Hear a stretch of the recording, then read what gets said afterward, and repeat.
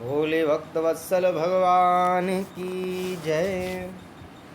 आइए सभी भक्तों को राधे राधे, जय श्री कृष्णा।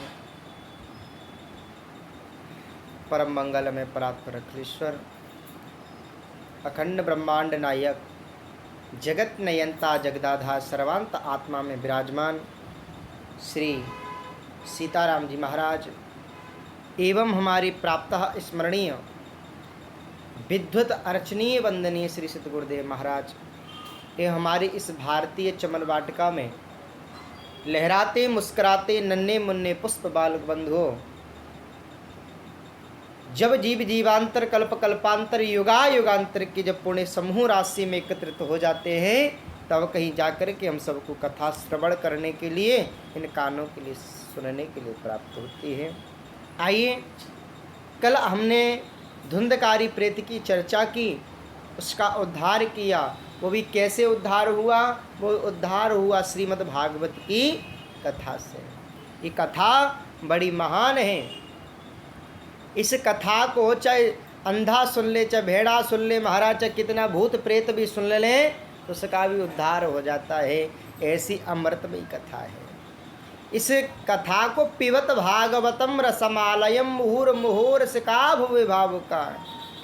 महाराज इसको पिबत भागवती ही क्यों कहा गया? इसको खबत भागवती भी तो कह सकते थे। श्री व्यास जी लिख रहे हैं कि पिबत भागवतम, लेकिन यहाँ उन्होंने खबत भागवत क्यों नहीं लिखा? बोले ये खाई नहीं जाती, ये पी जाती है। पिबत भागवतम रसमालयम, बोलो मुहुर मुहुर रसिका अभिभा, बोले बार बार पियो, ये कभी पुरानी नहीं होती।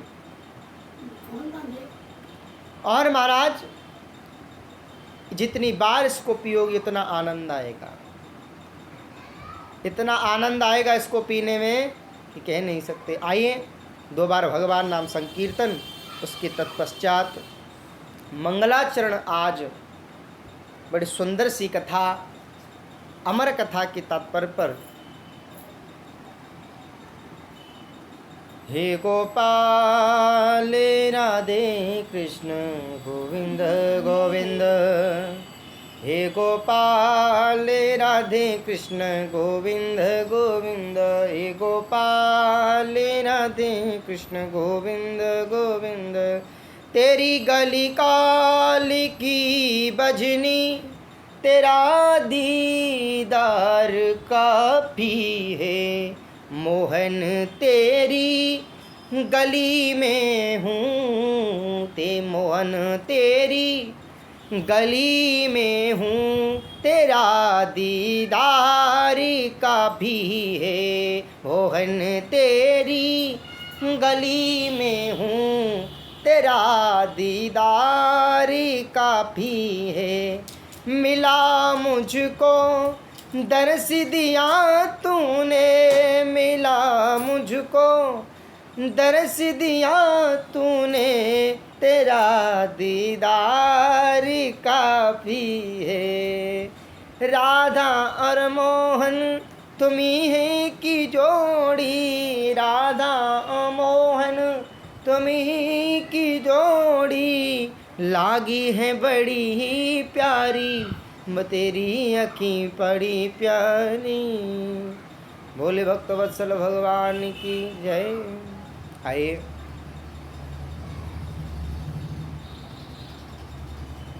गुरुर्ब्रह्मा गुरुर्विष्णु गुरुर्देवो महेश्वरा, गुरुर्साक्षात् परब्रह्म तस्मै श्री गुरवे नमः।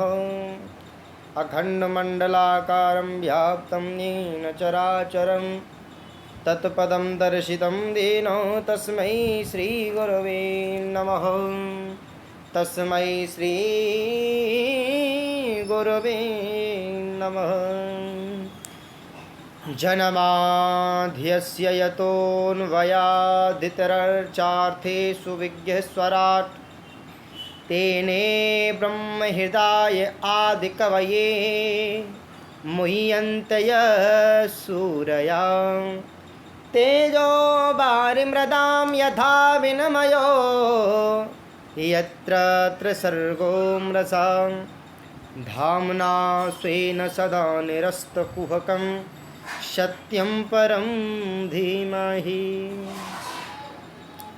बोले जन्माद्यस्य यतोऽन्वयादितरचार्थेषु विज्ञस्वराट्। ये क्या है प्यारे? ये मंगलाचरण है। प्रथम स्कंद की कथा बड़ी सुंदर सी कथा है। बड़ा सुंदर वर्णन किया। जिस परमात्मा को महाराज इच्छा शक्ति मात्र से, जय श्री राम, पूरा विश्व प्रपंच पालित होता है, ऐसी कथा ब्रह्मा जी को जिसने स्वयं वेदार्वज्ञ बताया हो, ऐसी कथा में हम प्रवेश करने के लिए जा रहे हैं। ये कथा बड़ी सुंदर कथा है प्यारे।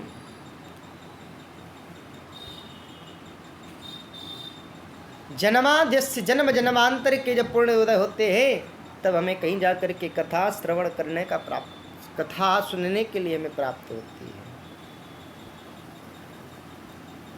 भगवान तो सत्यम परम धीमहि है ही।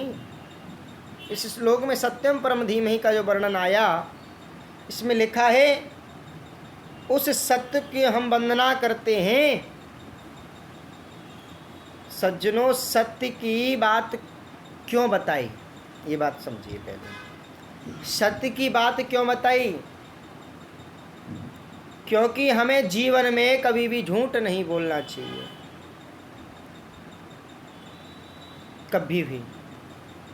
सत्य के मार्ग पर जो व्यक्ति चलता है तो उसके सारे कष्ट, सारी पीड़ाएं दूर हो जाती हैं। और देखो, सत्य बोलना बहुत, देखो एक बात बता, सत्य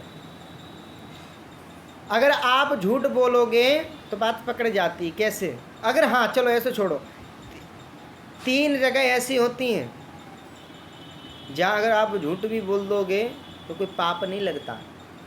झूठ भी बोलना चाहिए, मैंने ये नहीं कह रहा, लेकिन वक्त आने पर बोलना चाहिए, ऐसे नहीं। हर समय में व्यक्ति को झूठ बोलना ये सबसे बड़ा पाप है। झूठ बता दें आपको कहाँ कहाँ बोलना चाहिए। अगर आपके कहने से अगर कोई व्यक्ति मरने से बच रहा है, अगर वहाँ आप झूठ बोलने से अगर वो व्यक्ति बच रहा है, तो वहाँ आप जाकर के झूठ भी बोल दोगे तो वहाँ से आपको कोई पाप नहीं लग सकता। और अगर कोई व्यक्ति गाय को काट रहा है, गाय को मार रहा है, तो अगर वहाँ कोई आप झूठ बात कहनी पड़े, अगर उस झूठ से उस गाय की प्राण बच रहे हैं, तो अगर वहाँ झूठ भी बोल दोगे तो कोई पाप नहीं लगेगा। और तीसरी जगह, अगर किसी विवाह शादी में अगर कोई व्यक्ति मारने के लिए किसी को जा रहा है, कोई डाकू डकैत, किसी के यहाँ कोई फंक्शन हो रहा हो या किसी के यहाँ कोई अगर कोई समस्या आ रही हो, अगर वहाँ झूठ बोलने से अगर वो व्यक्ति बच रहा है, तो वहाँ जाकर के कोई झूठ भी बोल देगा तो उसके कोई पाप नहीं लग सकता। ऐसी अमृतमयी कथा को सुनिए। तापत्रोन्मूलनम, देखिए एक बात बताई गई है, ऐसी कथा सुनने वाले व्यक्ति बहुत ही कम मिलते हैं। कब मिलते हैं प्यारे पता है? जब उसके ज़्यादा ही पाप बढ़ जाते हैं। और सबसे ज़्यादा अगर कोई कथा सुनता है तो केवल भूत प्रेत, और कोई कथा ही नहीं सुनता। जितना भूत प्रेत भगवान को मानते हैं उससे ज़्यादा इंसान तो मानते ही नहीं है, मैंने देखा है।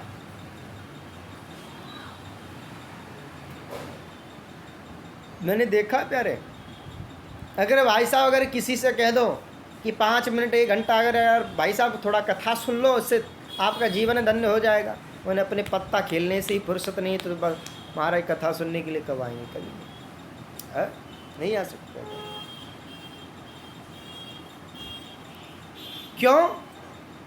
क्यों नहीं आ सकते? क्योंकि उनका मन केवल उन पत्ताओं में ही है। ये कथा बता भी क्या है?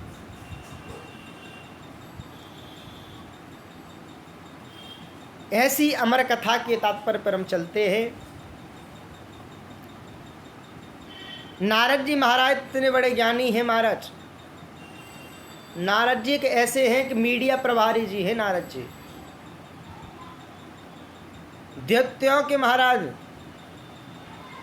देवताओं को भी राक्षसों के भी मीडिया प्रभारी जी, दोनों से उनकी पटरी खा रही है। एक बात कहते हैं कि अगर जिस व्यक्ति को अगर नारद जी मिल जाए, जिस व्यक्ति को अगर नारद जी मिल जाए तो उसका जीवन धन्य हो जाता है, उसको नारायण अवश्य मिलते हैं,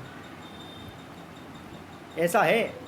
लेकिन यहाँ कह दिया कि नारम ज्ञानम ददाति इति नारदः,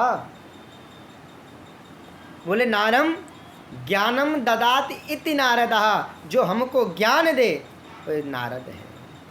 देखो एक बात बता दें, ज्ञान का मतलब चाहे बच्चा भी अगर हमें ज्ञान देता है, छोटा व्यक्ति भी अगर हमें ज्ञान देता है तो हमारा वो गुरु है। जो जिस चीज़ की हमें गुरु दत्तात्रेय जी ने महाराज 24 गुरुओं को बनाया, क्यों बनाया? क्योंकि उनके द्वारा उन्हें शिक्षा मिली, उनको ज्ञान मिला। ये कभी नहीं सोचना चाहिए कि भाई साहब ये छोटा है, हमसे बहुत छोटा है, हमको बता रहा है। नहीं,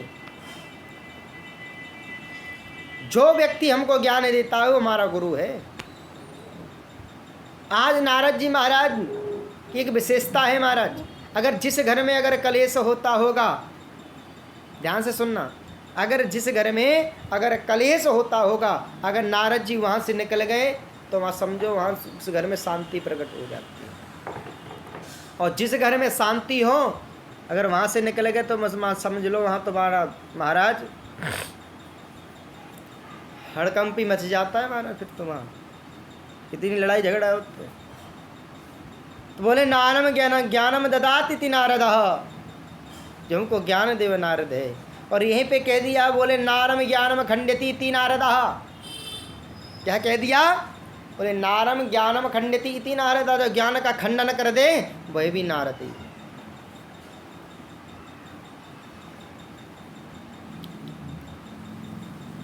एक बार नारद जी ने सोचा कि ऐसे कोई भी नहीं है जिसमें लड़ाई झगड़ा ना हुआ हो, ऐसा कोई भी देवता नहीं है, कोई भगवान नहीं है कि जिसमें झगड़ा ना हुआ हो महाराज, ऐसा कोई बचा ही नहीं। लेकिन आज महाराज नारद जी के मन में एक विचार आ गया, मैंने सुना है कि भोले बाबा में माता पार्वती में कभी झगड़ा नहीं हुआ। तो आज भोले बाबा सीधे महाराज कहाँ जा रहे हैं? कैलाश पर्वत पर। जैसे ही महाराज कैलाश पर्वत पर पहुँचे, माता पार्वती गणेश के लिए महाराज लड्डू तैयार कर रही हैं, लड्डू बना रही हैं। जैसे ही महाराज भोले बाबा को आते हुए देखा, जैसे ही नारद जी को आते हुए देखा तो नारद से कहा, रे नारद आइए आइए पधारिए, अहो भाग्य हैं तुम, बड़े दिनों बाद आए, इतनी लेट क्यों आए तुम? आपके दर्शन के लिए तो महाराज हम बड़े परेशान थे, आप कहाँ रहते हो? कह रही है माता। लेकिन आज महाराज नारद जी ने कहा, महाराज मैया एक बात बताएं, देवी मैया सुनिए, हमारा आना जाना इसलिए बंद हो गया है कि आजकल लोगों में प्रेम बनावटी है, इसलिए हम कहीं आते जाते नहीं। लोगों में प्रेम ही बनावटी हो चुका है, क्या आना जाना, कोई किसी का नहीं होता है संसार। बोले माता पार्वती ने कहा, नारद चाहे किसी में प्रेम बनावटी हो, लेकिन हमारे पति में कभी प्रेम बनावटी नहीं, तो हमसे बड़ा प्रेम करते, इतनी तो बात है। बोले करते हैं तो ये तो अच्छी बात है, लेकिन एक बात बताइए मैया, आपके पति कितना प्रेम करते हैं ये तो बताओ। बोले हमारे पति इतना प्रेम करते हैं, इतना प्रेम करते हैं कि जो भगवान, जिस भगवान का समाधि में जिनका दर्शन हो जाए, राम का, कृष्ण का, कन्हैया की जिसका भी दर्शन हो जाए, वो हमें आकर के बताते हैं। लेकिन शास्त्र के विरुद्ध है कि कभी अगर किसी का दर्शन भी हो जाए तो किसी को बताया नहीं जाता, और गुरु मंत्र किसी को बताया नहीं जाता। लेकिन भोले बाबा मेरे पति वो तुम्हारा प्रेम के आगे आकर के वो सब कुछ हमको बता देते हैं।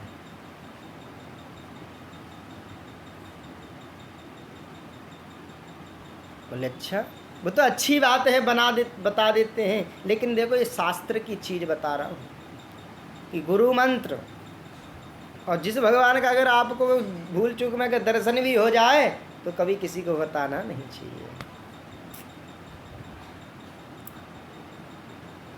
लेकिन नारद जी ने कहा आपके स्वामी सब कुछ बताते हैं, तो आपको एक बात बताई कभी भी? बोले क्या? बोले हमको ऐसी बात है हो ही नहीं सकती जो हमें ना बताई हो, तो हर चीज़ बता देते हैं। बोले अच्छा, आपके पति ने ये बताया कि आपके पति के गले में जो मुंडों की माला पड़ी है वो किसकी है, ये कभी बताया? श्री माता पार्वती को ध्यान आ गया, ओहो ये तो हमें कभी नहीं बताया। तो बोले तुम तो फिर क्या खाक प्रेम करते हैं? तो बोले तुमसे बिल्कुल प्रेम नहीं करते। भोले बाबा महाराज समाधि में बैठे हैं और नारद जी महाराज इतना कह करके चले गए। बोले तो तुम तो कोई प्रेम नहीं करते, चिंगारी दे करके चले गए महाराज।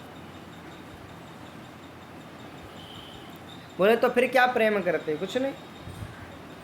माता पार्वती को गुस्सा आ गई, जाकर के महाराज को भवन में लेट जाती हैं। भोले बाबा आए और आवाज़ लगा रहे हैं, ओ देवी, देवी कहाँ हो तुम? देवी की कोई आवाज़ ही नहीं आ रही। लेकिन भोले बाबा तो समझ गए कि कोई तो समस्या है।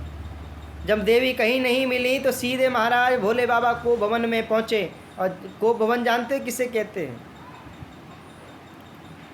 को भवन का मतलब होता है कि जो पत्नी अपने पति से रूठ जाती है वो को भवन में चली जाती है। और आजकल तो महाराज ऐसा है कि सवेरे महाराज हाल रूठ जाए, हाल मना लो, हाल रूठ जाए के लिए का को न तुम्हारा को भवन में जाओगे। आजकल तो महाराज हर समय रूठती रहती हैं, महाराज हर समय रूठ जाती हैं। अगर कुछ भी अगर तुमने बोल दिया तो हाल नाराज हो जाएंगे। इसीलिए महाराज हमारे यहाँ को भवन नहीं बनते, को भवन तो पहले ही बनते थे प्यारे। लेकिन आजकल कौन क्या बना लोगे तुम? कितने को भवन बना लोगे? 1000 बार सुबह से शाम तक तुम्हारा 1000 बार उठ जाते हैं। कब तक तुम इन्हें बनाओगे? लेकिन आज जैसी भोले बाबा पहुंचे, भोले बाबा ने समझा रहे हैं, बाप देवी क्या बात है? जैसे ही हाथ लगाया और कहा कि मुझे मत छुओ। मैंने आज तक ऐसा जीवन, ऐसा व्यक्ति कभी नहीं देखा। आप तो ऊपर से भी काले, अंदर से भी काले हो। तो भोले बाबा ने कहा काले तो वो होते जो बनावटी प्रेम करते हैं। मैंने तो आपके सामने कोई बनावटी प्रेम नहीं किया। आप कह रही हो कि हम बनावटी प्रेम? जैसी माता को छूने के अलावा प्रहास किया, बोले का डोंट टच माई बॉडी, मेरे से टच मत करना, मुझे छुओ मत।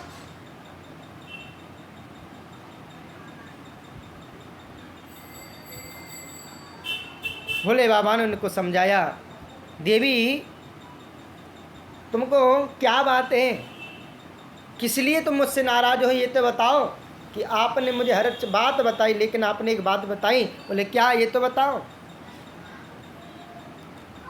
बोले आपके गले में जो मुंडों की माला पड़ी है वो किसकी है? बोले बाबा आश्चर्यचकित रह गए, अरे देवी इसके बस एक इतनी छोटी सी बात पर तुम जाकर के को भवन में लेट गई, बस एक छोटी सी बात पर। अरे ये और किसी के मुंडों की माला नहीं, ये बस तुम्हारे ही मुंडों की माला है देवी। अरे बोले हमारे मुंडों की माला? बोले हमें इतनी बार मर गए? बोले हाँ, जब मर जाती हो ना तुम तो आपके मुंडों की माला को मैं अपनी माला में पुरे लेता हूँ, इससे आपकी याद बनी रहती है कि मेरी ही पत्नी की यानी मेरी देवी की।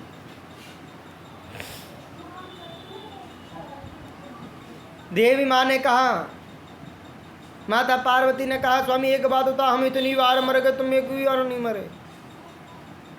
बोले हम मरते ही नहीं हैं, हमने अमर बूटी पी रखी है। बोले हम मरेंगे ही नहीं। बोले आप क्यों नहीं मरते? बोले हमने अमर कथा का पान किया है, इसलिए मर नहीं सकते। माता पार्वती ने कहा, बोले हमें भी आज के बाद अब हमें नहीं मरना, हमें भी वो अमर कथा सुनाओ, चाहे कुछ भी हो जाए। बोले नहीं देवी, ऐसे नहीं सुनाई जाती वो कथा, हर किसी के लिए नहीं होती कथा।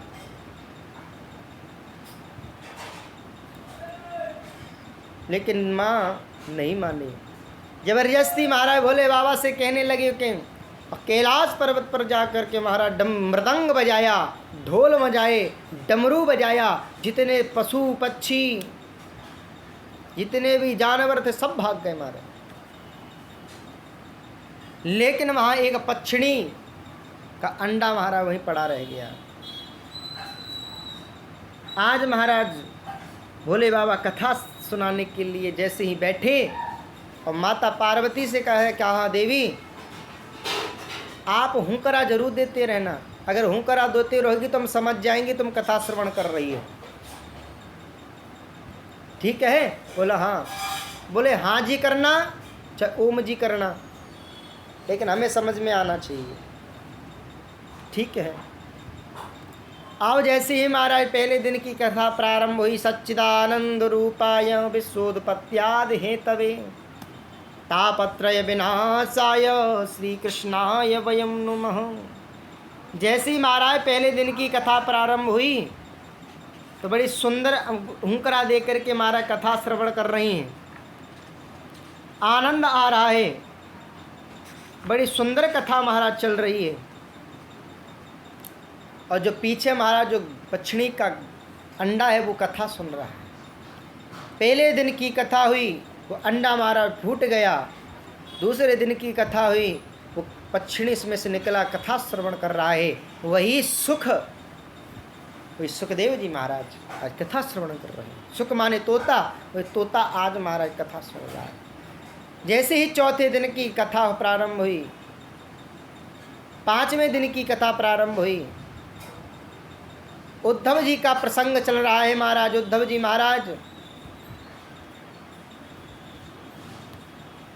महाराज वृंदावन में जाते हैं, समाचार सुनाते हैं। इसी प्रसंग को लेकर के महाराज चर्चा कर रहे हैं भोले बाबा। इसी प्रसंग को सुनते सुनते माता पार्वती को निद्रा ने घेर लिया, उनको नींद आ गई, सो गई। अब तो महाराज उस पक्षी ने सोचा अगर माता सो गई, अगर हुंकरा बंद हो गया, अगर भोले बाबा अगर कहीं खड़े हो गए तो कथा तो खंडित हो ही जाएगी। जय श्री राम। लेकिन हमारी भी डांट लग जाएगी महाराज। अब तो महाराज माता पार्वती को तो निद्रा ने घेर लिया, वो तो सो गई, लेकिन पीछे बैठ करके महाराज हुंकरा देने लगा तोता।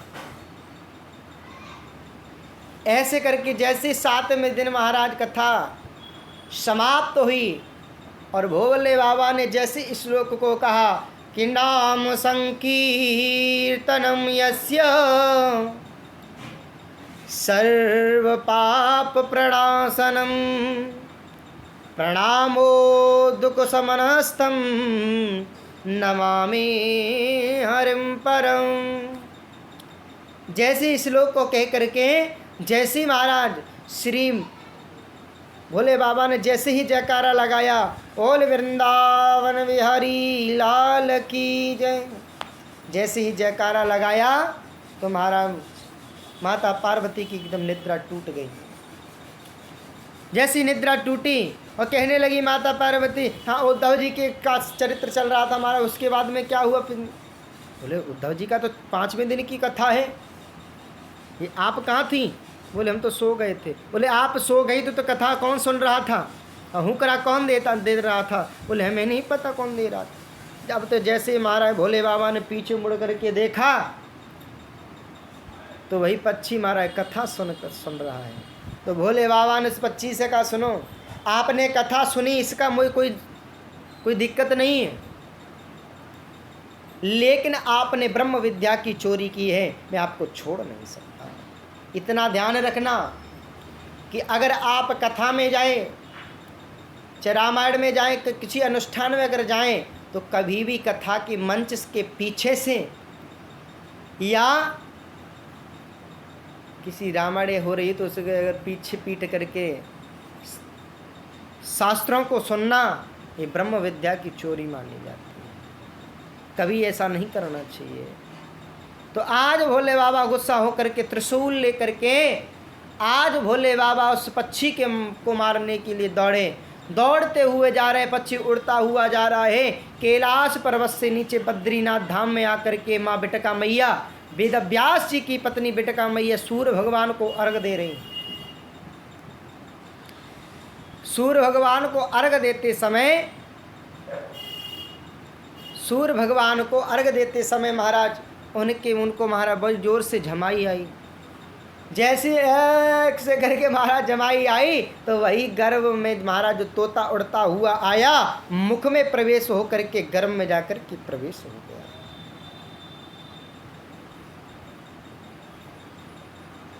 12 वर्ष तक महाराज श्री सुखदेव जी महाराज माँ के गर्भ में रहे। जैसे उन्होंने कहा, भोले बाबा देख रहे हैं कि ये तो गया। भोले बाबा बाहर आकर के बैठे गए। कई दिनों तक बैठे रहे लेकिन बाहर नहीं निकले। एक दिन क्या हुआ, माँ बिटका मैया ने अपने पति वेदव्यास जी महाराज से कहा, स्वामी पता नहीं हमारे गर्भ से वेदों के उच्चारण सा होता है, पता नहीं कौन है हमारे गर्भ में।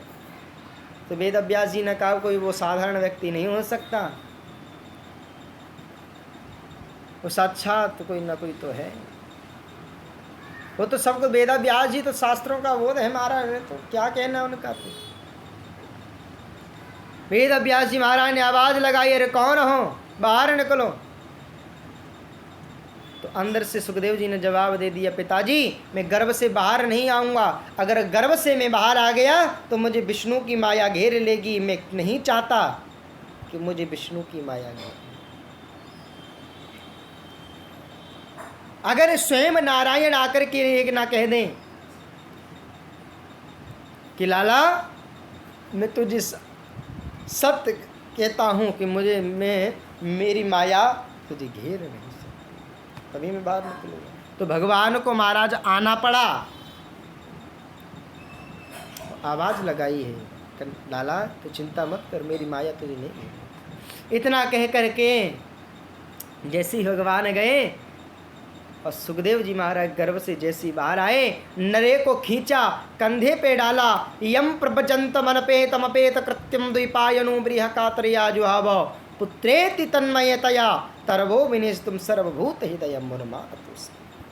सीधे जंगल की ओर भाग गए हैं महाराज। जैसे ही जंगल को भागे, वेदव्यास जी पुत्र पुत्र कह करके आवाज लगा रहे, बेटा मैं छोड़ करके कहाँ जा रहे हो। वृक्षों से आवाज़ आ रही हैं, पिताजी अब वो आने वाले समय से नहीं। दौड़ते हुए जा रहे हैं। कुछ स्त्रियां महाराज निर्वस्त्र होकर के स्नान कर रही हैं, तन्मय होकर के महाराज आनंद के साथ में महाराज स्नान कर रही हैं। जब महाराज श्री सुखदेव जी महाराज निकले तो उनको लज्जा संकोच नहीं हुआ, लेकिन जैसे वेदव्यास जी महाराज पहुँचे नदी के पास में तो सारी गोपियाँ वस्त्रों को पहन करके बाबा को प्रणाम करने लगी। बाबा आपको प्रणाम। तो बाबा ने जवाब दिया, एक बात बताओ देवी हो, मेरा नवयुवक पुत्र आपके सामने से निकल गया तब आपको लज्जा संकोच नहीं हुआ, और मैं तो बाबा पर बाबा के समान हूँ, तो मुझे देख करके लज्जा संकोच करती हो। तो देवियों ने कहा, बाबा मैं क्या कहूँ आपके पुत्र का, वो साधारण व्यक्ति नहीं है, वो साक्षात नारायण है। उसके सामने तो हम 1000 वस्त्र भी पहन लें तो भी हम निर्वस्त्र है। वो कोई साधारण व्यक्ति नहीं है कि चाह गई चिंता मिटी मनवा बेपरवाह, जिसको कुछ न चाहिए सो ही साहस। घर छोड़ कर के जंगल में चले गए, जंगल में जाकर के भगवान का चिंतन कर रहे हैं, भगवान का मनन कर रहे हैं। आगे जाकर के महाराज कृष्ण का चिंतन कर रहे हैं आनंद, और महाराज श्री वेद व्यास जी वहां से लौट करके चले आए।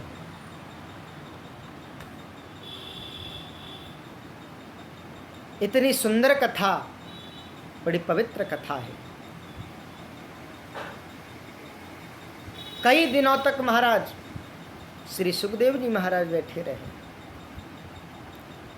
एक दिन क्या किया, अपने गौरमुख शिष्य को जाकर के भेजा कि बेटा जाओ, श्लोक के आधा मंत्र रटा दिया कि एक बार इसको सुनाना।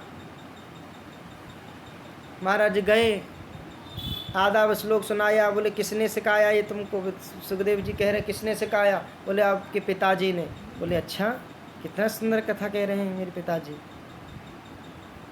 तो उनको वहां से कान से निकाल दिया। दूसरे बार फिर से गए,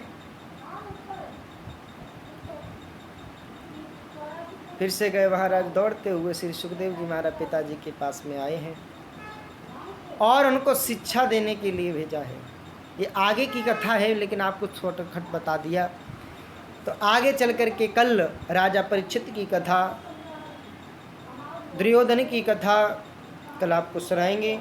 बोले भक्त वत्सल भगवान की जय, बोले राजा रामचंद्र भगवान।